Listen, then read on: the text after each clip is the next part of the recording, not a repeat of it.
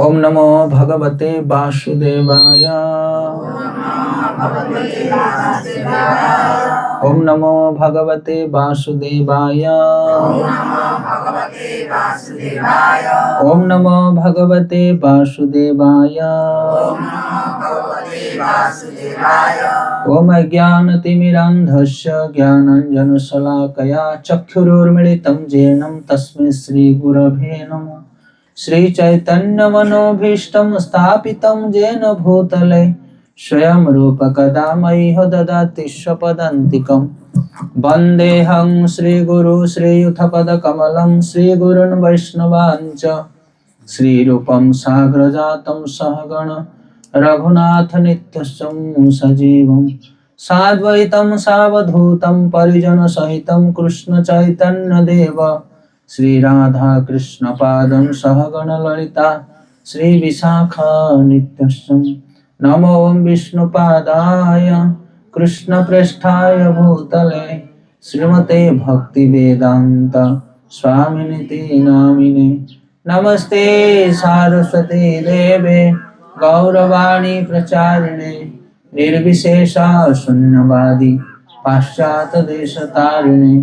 जय श्री कृष्ण चैतन्य प्रभु नित्यानंद श्री अद्वैत गदाधर श्रीवासादि गौर भक्तवृंद। हरे कृष्ण कृष्ण कृष्ण हरे हरे, हरे राम राम राम हरे हरे। हरे कृष्ण। श्रीमद् भागवतम प्रथम स्कंद दशम अध्याय भगवान श्रीकृष्ण द्वारका प्रत्यावर्तन। श्लोक क्रमांक 34-35। कुरुजांगल पांचलान सुरेशान सजामुनन ब्रह्मवर्त कुरुक्षेत्रम वश्चान सारस्वतानथ मरुध्वंतम अतिक्रम सौवीराभिरयोपरान आनर्तान भार्गव पागात क्षान्तबाहो मनाग्निभु। अनुवाद। हे सौनक, तत्परे भगवान कुरुजांगल पांचाल सुरेसेन जमुना तटवर्ती प्रदेश ब्रह्मावर्त कुरुक्षेत्र मत्स्य सारस्वत मरु प्रदेश तथा जल दुष्प्राप्य थिबा प्रदेश मान देई यात्रा कले। ए सब प्रदेश अतिक्रम कला परे से क्रमशः सौभीर एवं अभीर प्रदेश मानकरे पहुंचिले एवं सेठारे पश्चिम अभिमुखरे यात्रा करी शेषरे द्वारकारे पहुंचिले। भावार्थ श्रील प्रभुपाद की जय। भगवान जो प्रदेश मान यात्रा काल रे अतिक्रम करी गले बोली वर्णना करा जाय अछि सेगुड़िकर आजिकाली भिन्न नाम अटे, किंतु जो दिगर वर्णना करा जाय अछि सेथिरु पर्याप्त सूचना मिलुछि जे भगवान दिल्ली पंजाब राजस्थान मध्य प्रदेश सौराष्ट्र और गुजरात मध्य दे यात्रा करी शेषरे द्वारकापुरी रे पहुंचिले। आम्भे माने आजिकाली से प्रदेश मानकर सदृश स्थानर अन्वेषण जदि करिबा ताहले सेथिरु किछि लाभ हेबो नाही, किंतु एथिरु जणा जाउछि जे राजस्थान मरुभूमि एवं मध्य प्रदेश भली अल्प जल थिबा भूमि 5000 वर्ष पूर्वे मध्य आजि परि विद्यमान थिला। भूमि विशेषज्ञ माने कहन्ति जे मरुभूमि गुड़िक एबे सृष्टि होईछि, किंतु श्रीमद् भागवतम द्वारा यह स्वीकृत हेउ नाही। खूब दक्ष भूतत्वविद माननकु भौगोलिक परिवर्तन संबंध रे गवेषणा करबा निमित्त छाड़ी देई पारु, कारण पृथ्वी रे बराबर विभिन्न प्रकार भौतिक परिवर्तन हेउछि। आम्भे माने भागवतम रे एही वर्णना ने संतुष्ट जे भगवान कुरु प्रदेश मध्य दे यात्रा करी तांकर निज प्रदेश द्वारका धाम रे प्रवेश कले। कुरुक्षेत्र वैदिक काल वर्तमान सुधा रही अछि, तेणु प्राचीन काल रही आसुथिबा कुरुक्षेत्र को अस्वीकार करबा अत्यंत मूर्खतापूर्ण कथा अटे। जो व्याख्याकारी माने कुरुक्षेत्र सभा को शर्ता को अस्वीकार करुछन्ति सेमाने गंड मूर्ख अटंती। हरे कृष्ण। तो बर्तमान आमर ऑनलाइन एवं ऑफलाइन लेथिबा सब भक्त मान को बहुत बहुत धन्यवाद। आपण माने निजर मूल्यवान समय दे सकाल समस्ते जो जपा सेक्शन भागवत श्रवण रे उपस्थित रहउछंती भगवान निष्ठार आपनकर कल्याण करेंगे हरिनाम द्वारा आपनकर हृदय शुद्धिकरण हम।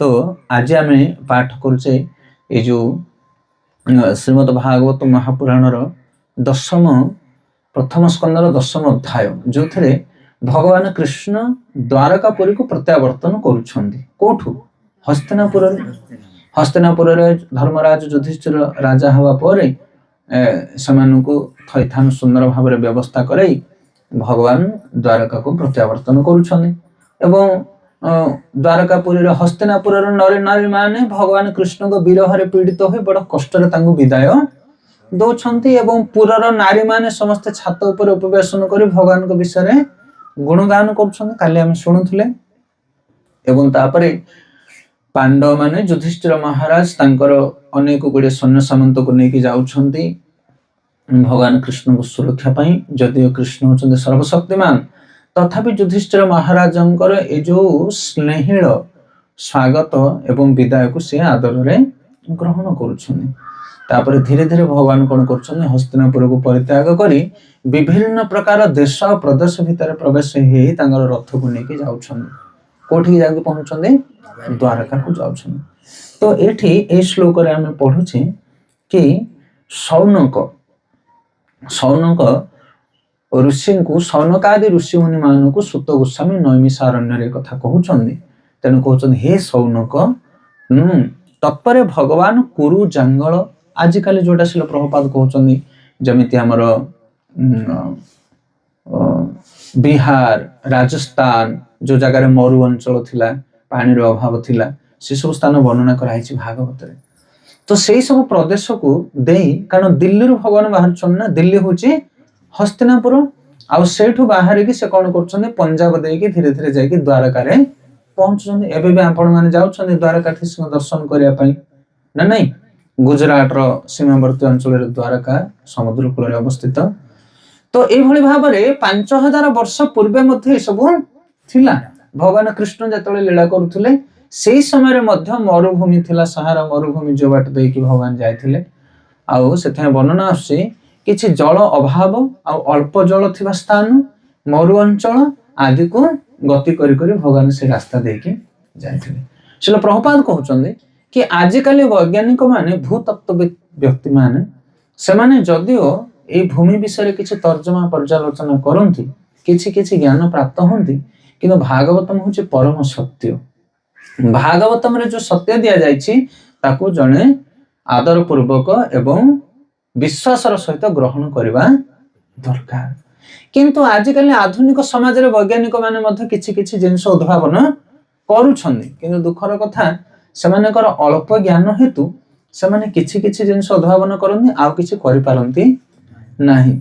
जेमिति आपण माने देखिबे एमती भी हुए बेले बेले वैज्ञानिक माने गोटे तथ्य को प्रतिपादन करिवे से तथ्य को समस्त स्वीकार करिवे किंतु आउ किछि दिन गला पर आउ जने वैज्ञानिक बाहरिवे सेही तथ्य को से कोन करिवे नष्ट करे ता ऊपर आउ गोटे नूतन तथ्य आविष्कार करिवे एवं तांको पई मध्ये से आउथरे प्राइज सरप्राइज मिलियो तांको सरकार तरफ रु माने देखो ये केवल हास्यास्पद कथा कोन बुझ पारले कहा कथा ना मन सेथा गोटे जिंस ऊपर थरे जण को प्राइज दिया जीवो पुणी से कथा को भूल करके तिरस्कार करके आउ थरे आउ जन नूतन तथ्य प्रतिपादित करिवो ताकू सेति पई मध्ये सम्मानित करा जीवो ये हास्यास्पद न सत्य सबले सत्य सत्य को कहीं मिथ्या करे जाय परिबो नाही।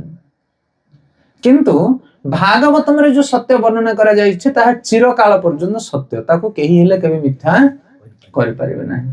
सेता प्रभुपाद एसेंस रे लिखुछन शेष रे कि ए जो देश सब वर्णना करा जाय छै एई देश विषय तर्जमा आलोचना करबा हमर आवश्यक नाही।